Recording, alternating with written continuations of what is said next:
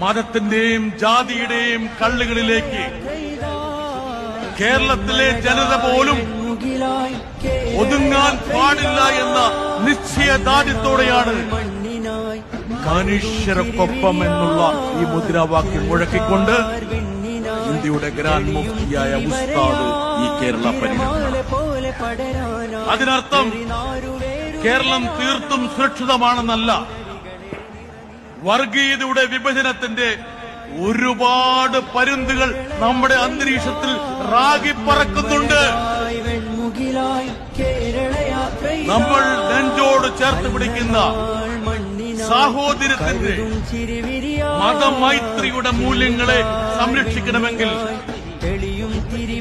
ഉസ്താദിനെ പോലുള്ള ആൾക്കാർ മുമ്പോട്ട് വെക്കുന്ന മുദ്രാവാക്യങ്ങൾക്ക് പതാകയേന്താൻ ഇനിയും 10,000 ഈ സംസ്ഥാനത്ത് വേണമെന്നുള്ളത് നിങ്ങളെ ഞാൻ ഓർമ്മിപ്പിക്കുക.